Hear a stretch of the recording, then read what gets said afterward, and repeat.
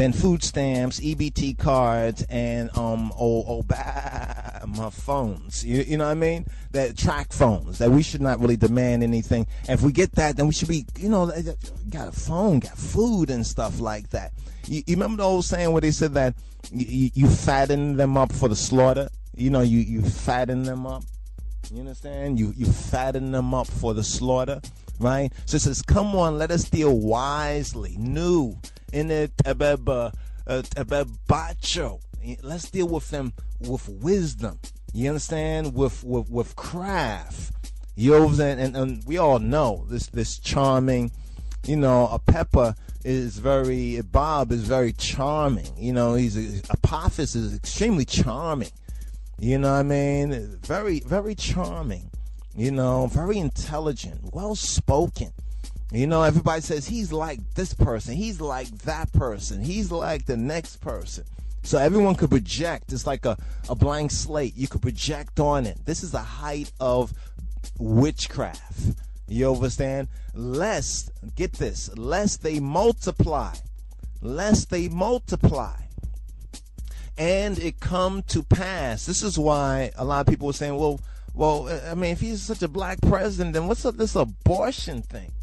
Like it was so evident that the whole abortion kind of movement, the eugenics, Margaret Sanger, and eugenics was all a racist, genocidal, how to make a slave 2.3 or 3.4 or something like that. Another version or perversion of the same old Slick Willieism.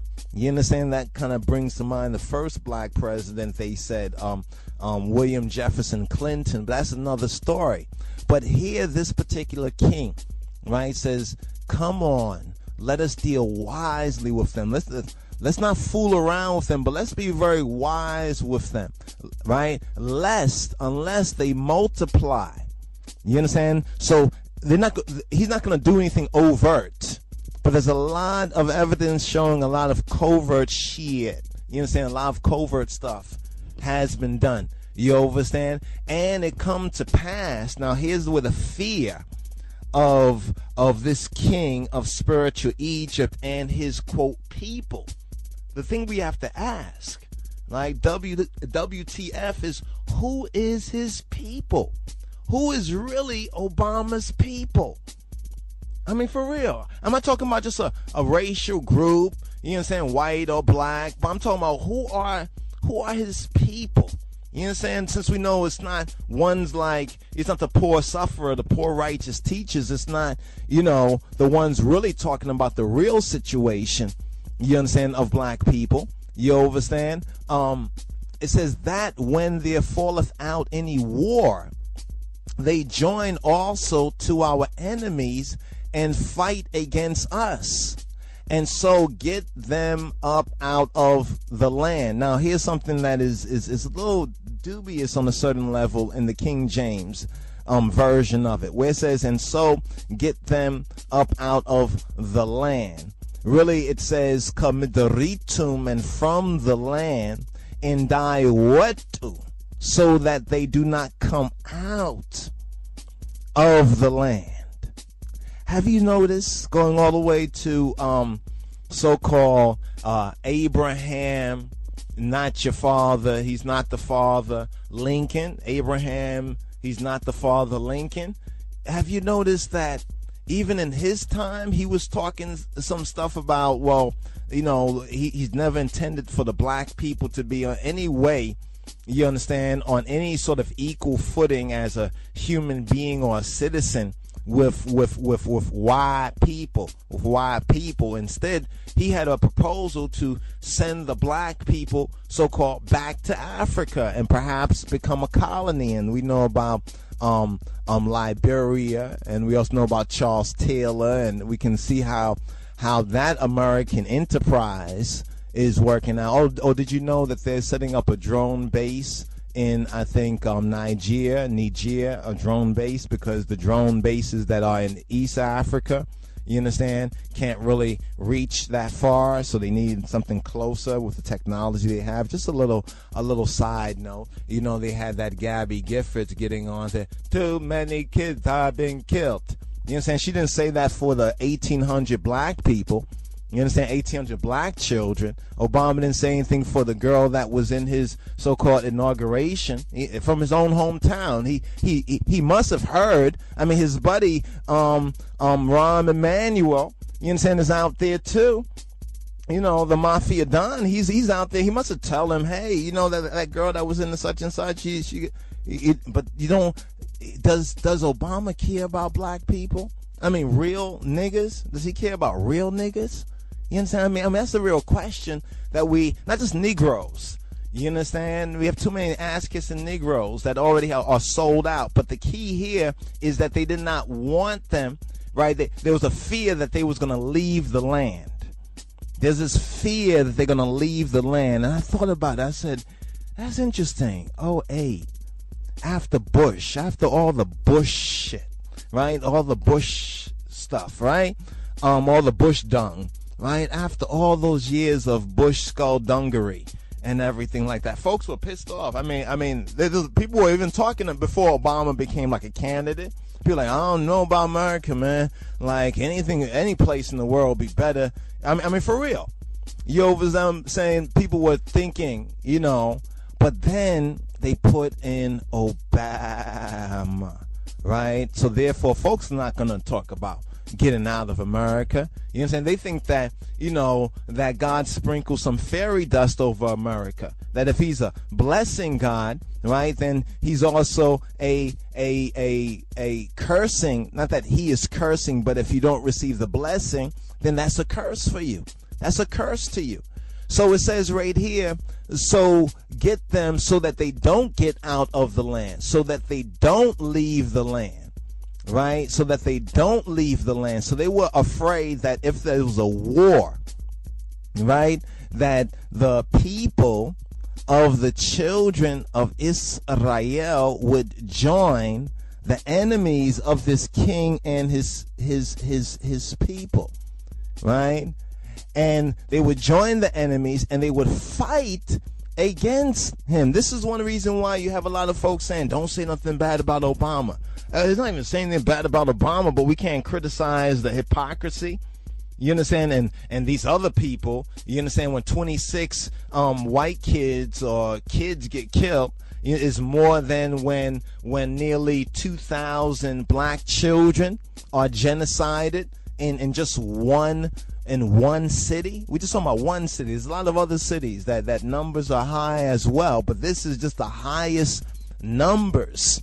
Right, the highest numbers, and we know that most of these young children, these savage youths, and they're savage by the environment, by the continual train of white supremacy, of the continual train of this hypocrisy and of counterfeit so-called black leadership, sellout black leadership up in the church, up in the bullpit, you understand, the pulpit, you understand, in these organizations, these so-called community organizers too, right? So that's the key part I just noticed right there that was kind of very interesting in verse 10. You know, we always get to think that, well, he didn't want to let the people go, right? He didn't want to let the people go. And then when you think about it, is they don't want to let black people go either. They always talk about, oh, black people such a problem, or black people's on the system, black people this, black people that, so forth and so on. And they had the opportunity at the first Civil War, after the first Civil War, right, to basically, you know, let the black people go. You understand? Or at least give them 40 acres and a mule. You understand? At least let them have an equal share. And you see, if they gave it to that generation of black people, it would have been better off for America right now. I mean, right now, if you give 40 acres and a mule to these Negroes, I mean, they wouldn't even know, you know, what an acre is, how long that is, what to do with the land. A mule, I mean, what is a mule? You know what I mean? A mule, you do better off giving them a pair of Jordans than giving them a mule. But be that as it may right there, I just want you to just kind of think on these things right there. I'm going to get into a next part, a next kind of level of this. I just thought it was a really interesting point right there. Now, recall, for the notes, disciples, recall that verse 9, chapter 1, verse 9, it distinguishes people of the children of Israel. In the book of Exodus, it speaks of Hebrews, and it speaks of the children of Israel. I submit to you that the people of the children of Israel were the Hebrews, right? And the Hebrews were not just a so-called racial group in the sense that folks would say a racial group today. You see, because in ancient times, it was more culture and spirituality, you know, culture and it was cultural. You know what the difference between Moses' Ethiopian wife and Miriam was not that one was black and one was white. There was no, that's only in the movies. That's only in the make-believe. But it was the cultural, you understand, the cultural aspects. In fact, we can't even say that Moses was white because it clearly says that his hand turned to white as a sign, and then when he put it into his bosom and brought it out again, it turned to his other flesh. So in Leviticus chapter 13, it describes exactly, you understand, the white making process. You understand? Or we can say we're white people in a sense, through recessive genetics have come out of, you understand, black people. So basically on a certain level, we could say that white people are recessive black people. You understand? But if those first white people, right, came out of black people, it must have been niggas like these. It must have been niggas like these, because we know that they couldn't have been any righteous black folks. Shalom.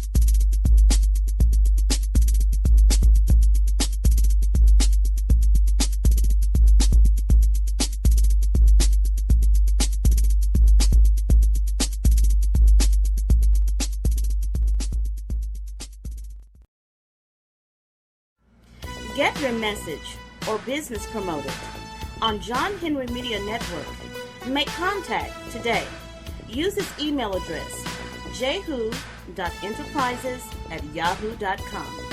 That's jahu.enterprises@yahoo.com.